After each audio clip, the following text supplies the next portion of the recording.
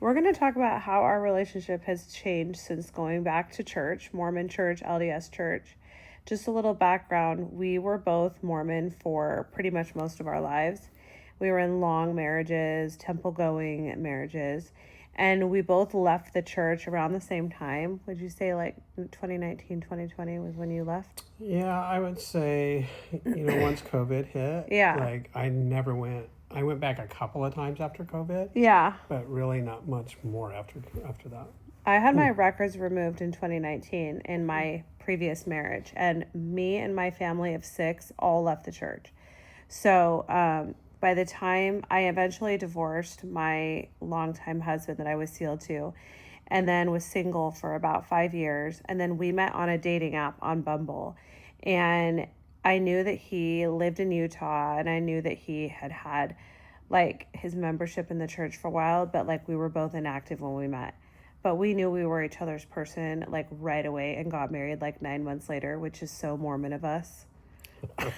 So Mormon, right? We were trying so hard to not be Mormon, but we couldn't get away from it. We got married 9 months later. We did live together though, so I want to add that. We did, but it wasn't a great period of time before. We lived together for like 6 months, and then we're married. Yeah.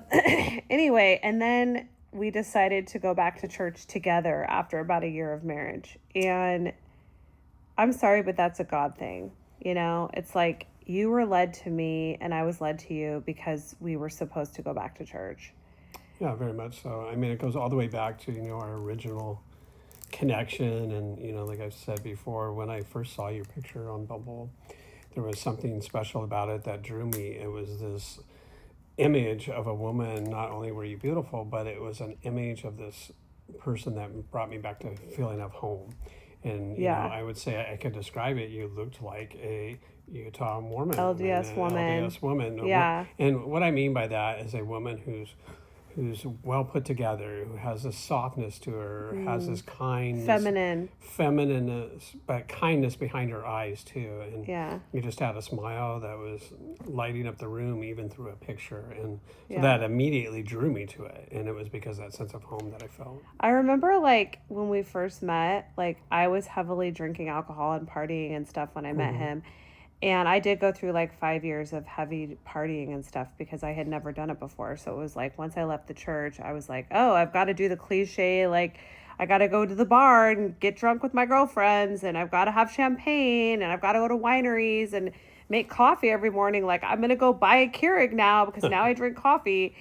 And so when we first met, like we would go out and drink a lot. We'd go to wineries, and it was funny. It was like, every experience we had with alcohol was horrible. Like, that's probably the only time we've ever really fought.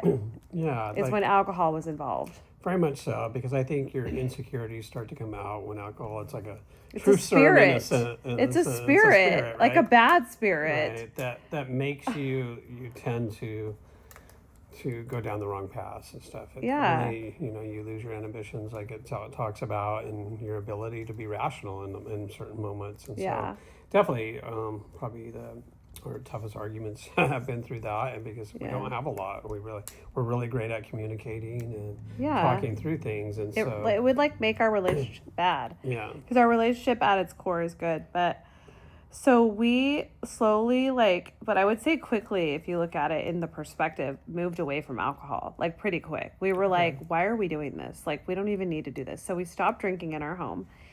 And so that really helped us to decide to go back to church. And it's funny because my whole family left the church. So my 4 kids left the church when my first husband and I left the church. And then his older kids have left the church too. I mean, not technically, I don't want to speak for them because that's their journey, but they have. I mean, I can speak to it. And, neither one of them has a desire to be in church right now. Yeah. So it's like everyone was out. And so when we decided to go back to church, it was like this very taboo thing. And we were like, what are we going to tell our adult kids? Like, they're going to think we're such idiots. Like, we came to them when my son was 18 and a half, almost 19. My daughter was in high school, senior year.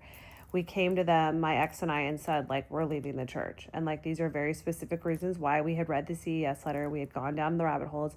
We had listened to every single episode of Mormon Stories, pretty much. And so my ex and I were like, we're leaving the church. And so my kids left. You know, at very like vulnerable, important times of their life, they left. Like my son was going to go on a mission. My daughter's at San Diego State now, and I'm so proud of her. Like she's really found her faith. I'm really proud of all my kids. Both of them are amazing, but like they're not in the church anymore. And so we were both terrified to like tell them, oh, by the way, we're going back to Mormon church. Yeah, and I think sorry you left. We're going back. And what was hard too is because we had gone so far the other way of like not wanting to be a part of it. And yeah, stuff. And we were very. So we apostate. had a lot of conversation with our children about, this and that about the church, joking about it, drinking with them. And so it was quite a shock to them, to be honest. And it was, and it's understandable, totally, because they're dealing with their own journey and their own free agency around their decisions, and we support them in their journey and what they want and how they want to go about life. It doesn't matter to us. We're not trying to push them back in the church. Absolutely not. But we were scared about what they were going to think of us. Right, because this is our journey. This is our path that we want to go down, and we are taking it slowly but purposely. And it's enjoyable for us, and there's a lot of great things that we've already seen happening. Okay, so wait, first, before we get into that, babe. Yeah. So we would travel for work. Like, we're in a hotel room right now, if you can't tell. This is not my headboard to my bed, okay? But, like, we would travel for work because of our business. And so what we would do is we would sneak out to church because we didn't want to tell our kids yet. We didn't want the little kids. We have 2 little kids that are with us half the time from my previous marriage, and we didn't want to like traumatize them either and be like, guess what, we're joining a new church, and like they've heard all these bad things about it, and they have some memories of going when they were younger. And so we just really wanted to like do it on our own terms. So every time we would go to a new city for our work, we would go to church on Sunday. And I remember the first time we walked into a ward building, we were so scared. I was so scared that I was going to be triggered, that it was going to be horrible. And it was like really comfortable. Like we felt really good there.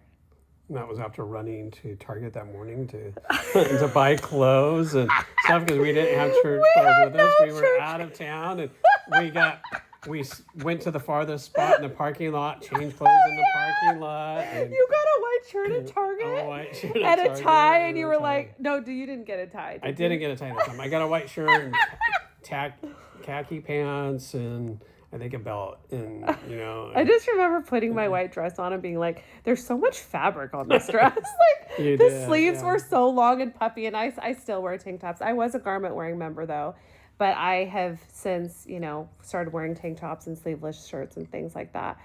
But it was such a great experience. And so is there anything you want to add about our background story? Because we probably need to do another video about like what we've learned and how we've grown going back to church. Just related to the background aspect of it. It was just out of left field, really, but it was such a beautiful thing that we, felt together at the same time without each other knowing that we were feeling it at that time, and so I think we were both a little nervous to admit it. You're wearing your Hawaii shirt. I am wearing my Hawaii shirt. Yeah. We decided in Hawaii, which you can go watch I'll tag the video down below in the description, but like my comeback story, we decided when we were in Hawaii to go back to church together. And we kind of admitted it to each other that we wanted to go back. And it was this big moment because we were both scared of like, our relationship didn't start with the church as a foundation. So we were both scared of how it was going to change our relationship. Yeah, and I think we were very, delicate with how we talked about it, even in the beginning. Yeah. This doesn't mean anything. We're not. Doesn't. Yeah, mean we were like, back. we'll just dip our toe back in. And if you don't want to go, we don't have to go. And if at any point you don't want to go, then I'm okay with it. Yeah. But things have changed a lot, and we want to talk about how it's changed our relationship for any other couples that are similar that have left the church or that are exploring the LDS church. Like, we want to talk about how it's changed our relationship from going from a secular, non-religious relationship to now, would you say we're a Mormon couple? I was definitely fully back ingrained in the idea of building our foundation back in the church. Yeah, we'll talk about that. So follow along for part 2.